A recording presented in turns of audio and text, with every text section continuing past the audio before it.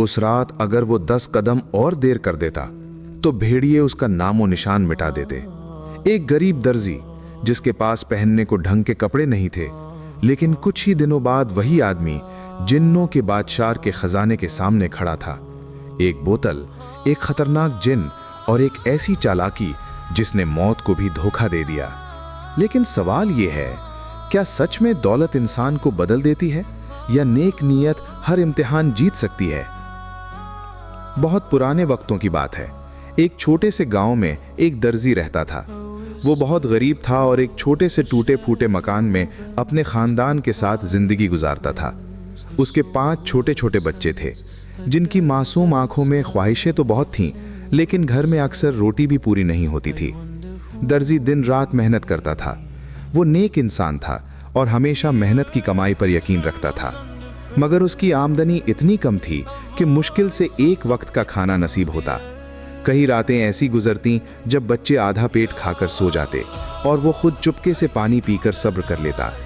उसकी बीवी भी उसका साथ देती थी, मगर गरीबी जैसे उनके दरवाजे से हटने का नाम ही नहीं लेती थी। फिर भी वे अल्लाह का शुक्र अदा करते थे। अपने बच्चों का पेट भरने के लिए दर्जी दूर दराज देहातों में जाता, सस्ता कपड़ा खरीदता, उसे घर लाकर सीता और बाजार में बेचता। ये सफ़र आसान नहीं था। रेगिस्तान की तपती रेत, लंबा रास्ता और थका हुआ जिस्म, लेकिन बच्चों का ख्याल उसे हर दर्द भुला देता था। एक दिन जब वो अपना काम खत्म करके घर लौट रहा था, सूरज ढलने वाला था और सहरा सुनसान था। उसका गला प्यास से सूख रहा था, कदम लड़खड़ा रहे थे। तभी अचानक उसे पीछे से खतरनाक आवाजें सुनाई दी। वो पलटा और उसका दिल दहल गया। भूखे भेड़ियों का एक झुंड उसकी तरफ तेजी से बढ़ रहा था। दर्जी के पैरों तले जमीन खिसक गई। उसने इधर उधर नजर दौड़ाई। तभी उसे पहाड़ के दामन में एक गहरी गुफा दिखाई दी। वो अपनी पूरी ताकत से उस तरफ भागा। भेड़िए अब बहुत करीब थे। उनकी गुर्राहट हवा को चीर रही थी, लेकिन अल्लाह ने उसकी मदद की और वो वक्त रहते गुफा के अंदर दाखिल हो गया। कुछ देर तक वो हाँफता रहा। फिर जब बाहर से आवाजें धीमी हो गईं, तो उसने सुकून की सांस ली। मगर अभी उसकी सांसें सामान्य भी नहीं हुई थीं कि गुफा की गहराई से अजीब सी आवाजें आने लगी। ऐसा लग रहा था जैसे कोई आपस में बातें कर रहा हो। दर्जी का दिल फिर से धड़कने लगा। वो खामोशी से आगे बढ़ा और एक बड़े पत्थर के पीछे छिप गया। जब उसने ध्यान से देखा तो उसके रोंगटे खड़े हो गए। वो इंसान नहीं थे, बल्कि 2 जिन आपस में बातें कर रहे थे। दर्जी के हाथ पांव ठंडे पड़ गए, मगर उसने हिम्मत नहीं हारी। वो उनकी बातें सुनने लगा। एक जिन दूसरे से कह रहा था, क्या तुम्हें हमारे बादशाह के उस पुराने खजाने के बारे में मालूम है? दूसरा हैरानी से बोला, वही खजाना जिसे कोई इंसान देख भी नहीं सकता। दर्जी की सांसें थम गईं। उसे एहसास हो गया था कि वो किसी बहुत बड़े राज के करीब खड़ा है और उसे नहीं मालूम था कि ये राज उसकी किस्मत हमेशा के लिए बदलने वाला है। गुफा के अंदर सन्नाटा था और दर्जी पत्थर के पीछे सांस रोके बैठा था। पहला जिन बोला, हमारे बादशाह का खजाना इतना बड़ा है कि अगर इंसान उसे देख ले तो उसकी आंखें चौंधिया जाएं, मगर अफसोस कोई इंसान उसे देख ही नहीं सकता। दूसरा जिन हैरानी से बोला, क्यों, क्या उस पर कोई जादू है? पहला जिन धीमी लेकिन भारी आवाज में बोला, हाँ, वो खजाना जादुई है। उसे देखने के लिए जिन्नों के बादशाह का खास लिबास और उसकी जादुई अंगूठी पहनना जरूरी है। उनके बिना खजाना नजर ही नहीं आता। दर्जी का दिल जोर से धड़कने लगा। दूसरा जिन बोला, मगर वो लिबास और अंगूठी तो अब हमारे पास नहीं है। पहला जिन गुस्से से बोला, हाँ, वो एक इंसानी बादशाह के महल में है। एक व्यापारी को वो चीजें मिली थीं। उसने उन्हें मामूली समझकर इंसानी बादशाह को तोहफे में दे दिया। अब लिबास महल की दीवार पर टंगा है और अंगूठी बादशाह की उंगली में है।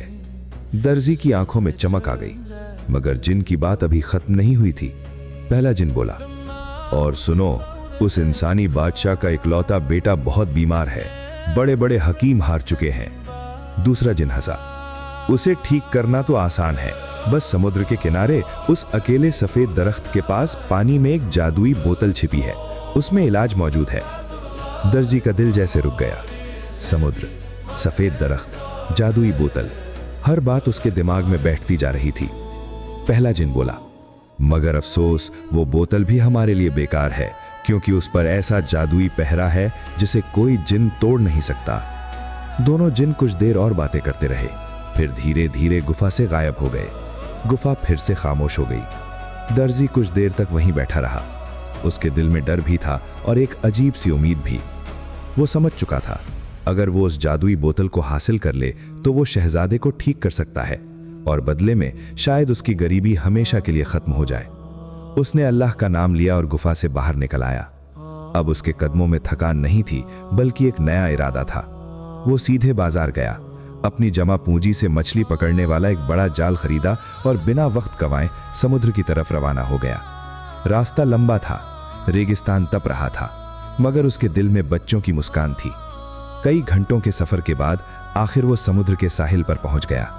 चांदनी में लहरें चमक रही थीं और थोड़ी दूर वो अकेला सफेद दरख्त खड़ा था। दर्जी की सांसें तेज हो गईं। क्या सचमुच किस्मत उसका इंतजार कर रही थी? उसने जाल उठाया और समुंदर की लहरों में फेंक दिया। उसे नहीं मालूम था कि पानी के नीचे सिर्फ इलाज ही नहीं, बल्कि एक ऐसा खतरनाक राज भी छिपा है जो उसकी जान ले सकता है। समुंदर की लहरें उठ रही थीं और दर्जी बार बार अपना जाल पानी में डाल रहा था। पहली बार सिर्फ मछलियां आईं, दूसरी बार कुछ सीपियां और घास। उसके दिल में हल्की मायूसी आई, मगर उसने हार नहीं मानी। सूरज ढलने लगा, आसमान सुर्ख हो गया। तभी अचानक उसे महसूस हुआ कि जाल बहुत भारी हो गया है। उसने पूरी ताकत लगाकर जाल खींचा। उसके हाथ कांप रहे थे। जब जाल बाहर आया तो उसमें एक पुरानी सी बोतल थी जो कई सीपियों में उलझी हुई थी। दर्जी का दिल तेजी से धड़कने लगा। उसने कांपते हाथों से बोतल को साफ किया और ढक्कन खोल दिया। जैसे ही ढक्कन खुला, बोतल में से स्याह धुएं का एक विशाल गुबार निकला जो आसमान की तरफ उठने लगा। कुछ ही पलों में वो धुआं एक बहुत बड़े और डरावने जिन की शक्ल में बदल गया। उसकी आंखें आग के अंगारों की तरह जल रही थीं। उसकी आवाज गरज की तरह गूंज रही थी। दर्जी का जिस्म डर से सुन्न हो गया। जिन जोर से हंसा, ए इंसान, तूने मुझे सदियों की कैद से आजाद किया है, इसलिए मैं तेरी एक ख्वाहिश पूरी करूंगा, लेकिन उसके बाद तुझे मार डालूंगा। यह सुनकर दर्जी के पैरों तले जमीन निकल गई। वो कांपती आवाज में बोला, मैंने तो तुम्हें आजाद किया, फिर मुझे क्यों मारोगे? जिन की आंखों में गुस्सा चमका। मुझे नाफरमानी की वजह से इस बोतल में कैद किया गया था और मैंने कसम खाई थी, जो भी मुझे आजाद करेगा मैं उसे मौत दूंगा। समुंदर की लहरें तेज होने लगी, हवा भारी हो गई। दर्जी समझ गया कि वो बहुत बड़ी मुसीबत में फंस चुका है, मगर उसने अपनी अक्ल से काम लेने का फैसला किया। वो बोला, अगर मेरी मौत लिखी है तो मुझे मंजूर है, मगर मेरी आखिरी ख्वाहिश सुन लो। जिन गुर्राया, जल्दी बोल। दर्जी बोला, समुंदर की गहराई में एक सुनहरी बोतल है जिसमें एक बीमार शहजादे का इलाज मौजूद है। उसे मेरे लिए ले आओ ताकि मरने से पहले मैं एक नेक काम कर सकूं। जिन हंसा, ये तो मेरे लिए मामूली काम है, और पलक झपकते ही वो समुंदर में गायब हो गया। कुछ ही देर में वो हाथ में सुनहरी बोतल लिए वापस लौट आया। दर्जी ने बोतल ली, मगर उसके चेहरे पर अब भी डर था। वो बोला, मुझे यकीन नहीं आता, इतना बड़ा जिन इस छोटी सी बोतल में कैसे समा सकता है? जिन की आंखों में घमंड चमका। तू मेरी ताकत पर शक करता है? अगर यकीन नहीं तो देख ले। ये कहकर वो फिर धुएं में बदला और उसी पुरानी बोतल के अंदर समा गया। बस यही वो पल था।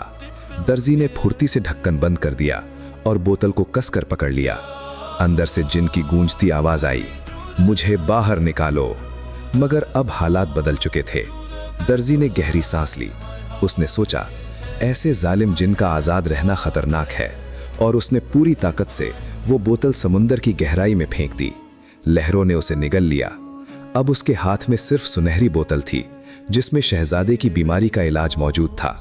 उसने आसमान की तरफ देखा और अल्लाह का शुक्र अदा किया, लेकिन उसे ये नहीं मालूम था कि असली इम्तिहान अभी बाकी था। अब उसे इंसानी बादशाह के सामने जाना था, जहां इनाम भी मिल सकता था और मौत भी। दर्जी सुनहरी बोतल लेकर सीधे बादशाह के शहर की ओर रवाना हुआ। उसका सफर लंबा था, मगर इस बार उसके कदमों में डर नहीं था। कुछ घंटों बाद वो किले के विशाल दरवाजे पर पहुंचा। सिपाहियों ने उसे रोका और पूछा, तुम कौन हो और यहाँ क्यों आए हो? दर्जी ने पूरे विश्वास के साथ कहा, मैं एक गरीब दर्जी हूँ, लेकिन बादशाह के बीमार बेटे के लिए शिफा लेकर आया हूँ। पहले तो सिपाही हंस पड़े, लेकिन उसकी आंखों में सच्चाई देखकर उसे अंदर ले गए। जब वो दरबार में पहुंचा तो सोने और हीरों की चमक से उसकी आंखें चौंधिया गईं। बादशाह उदास तख्त पर बैठा था। उसने पूछा, बड़े बड़े हकीम नाकाम हो चुके हैं, तुम जैसा मामूली इंसान क्या कर सकता है? दर्जी ने अदब से कहा, जिंदगी और मौत अल्लाह के हाथ में है, मैं सिर्फ एक जरिया हूं। बादशाह ने शर्त रखी, अगर बेटा ठीक हुआ तो इनाम मिलेगा, अगर नाकाम रहा तो सजाए मौत होगी। दर्जी ने शर्त कबूल कर ली। उसे शहजादे के कमरे में ले जाया गया। दरवाजा बंद किया गया। उसने सुनहरी बोतल खोली और जादुई पानी धीरे धीरे शहजादे के शरीर पर लगाया। कुछ ही पलों में चमत्कार हुआ। शहजादे के शरीर में हलचल शुरू हो गई। उसका चेहरा गुलाबी होने लगा और अचानक उसने आंखें खोल दी। वो पूरी तरह ठीक था। दरवाजा खुला, बादशाह अंदर आया। अपने बेटे को स्वस्थ देखकर उसकी खुशी का कोई ठिकाना नहीं था। उसने कहा, तुम जो चाहो मांग सकते हो, आधी सल्तनत भी दे सकता हूं। दर्जी ने शांति से दीवार पर टंगा जादुई लिबास और बादशाह की अंगूठी की तरफ इशारा किया। मुझे बस यही चाहिए। बादशाह हैरान रह गया, लेकिन उसने वे चीजें दे दी, साथ ही सोने के सिक्कों से थैला भर दिया। दर्जी ने शुक्रिया अदा किया और महल से बाहर निकल आया। उसके पास अब जादुई लिबास और अंगूठी थी। उसे याद था कि जिन्नों का खजाना इन्हीं से खुलता है और अब उसकी अगली मंजिल तय थी। लेकिन असली दुनिया अभी बाकी थी और जिन्नों का खजाना किसी आम जगह पर नहीं, बल्कि एक दूसरी दुनिया में छुपा था। रात का सन्नाटा था। दर्जी ने जादुई लिबास पहना और अंगूठी अपनी उंगली में डाल ली। जैसे ही उसने अंगूठी पर हाथ रखा, तेज हवा चली और उसे लगा जैसे वो आसमान में उड़ रहा हो। कुछ ही पलों में वो एक विशाल पहाड़ के अंदर एक खुले मैदान में खड़ा था। ये जिन्नों की दुनिया थी। चारों तरफ बड़े बड़े पहरेदार जिन खड़े थे। उनके हाथों में आग की नेज़ें थीं, लेकिन जादुई लिबास की वजह से कोई उसे देख नहीं पा रहा था। दर्जी खामोशी से आगे बढ़ता रहा। आखिरकार वो एक विशाल सुनहरे दरवाजे के सामने पहुंचा। दरवाजे पर एक छोटा सा निशान था जो बिल्कुल उसकी अंगूठी जैसा था। उसने कांपते हाथों से अंगूठी निशान पर लगाई। अचानक तेज रोशनी फैली और भारी दरवाजा धीरे धीरे खुल गया। उसके सामने हीरों से बना रास्ता था, सोने के पहाड़ और जवाहरात की चमक। वो अंदर दाखिल हुआ। वहां बड़े बड़े जिन पहरा दे रहे थे, लेकिन वे उसे देख नहीं सकते थे। आगे बढ़ते हुए वो एक और दरवाजे तक पहुंचा। उसके सामने एक बूढ़ा जिन बैठा था। उसका चेहरा शांत था, आंखों में गहरी समझ थी। बूढ़े जिन ने कहा, मैं इस खजाने का रक्षक हूं और मैं जानता हूं तुम कौन हो। दर्जी थोड़ा घबराया, लेकिन बूढ़े जिन ने समझाया, खजाना पाना बड़ी बात नहीं, असली इम्तिहान है उसे संभालना। दौलत इंसान को बदल सकती है या उसे नेक बना सकती है। दर्जी ने साफ दिल से कहा, मुझे ये दौलत लालच के लिए नहीं चाहिए। मैं बस अपने बच्चों की जिंदगी सुधारना चाहता हूं और जरूरतमंदों की मदद करना चाहता हूं। बूढ़ा जिन मुस्कुराया। उसने दरवाजा खोल दिया। अंदर सोने के पहाड़ थे, हीरों की नदियां और अनगिनत खजाने। दर्जी कुछ देर खामोश खड़ा रहा। फिर उसने उतना ही सोना और जवाहरात लिया जितना उसका थैला भर सके। उसके दिल में लालच नहीं था। जब थैला भर गया तो उसने बाहर जाने का फैसला किया। बूढ़े जिन ने उसे दुआ दी। दर्जी ने अंगूठी पर हाथ रखा और अपने घर का तसव्वुर किया। कुछ ही पलों में वो अपने छोटे से घर में था। वो सजदे में गिर पड़ा और अल्लाह का शुक्र अदा किया। अगली सुबह उसने अपने लिए एक बड़ा और खूबसूरत महल बनवाया। उसने ऐलान किया कि शहर में कोई गरीब भूखा नहीं रहेगा। रोज सैकड़ों लोगों को खाना खिलाया जाता। उसने जरूरतमंदों की मदद की। लोग उसकी सखावत की मिसाल देने लगे। वो कभी अपने पुराने दिन नहीं भूला और अपने बच्चों को मेहनत और भरोसे का सबक देता रहा।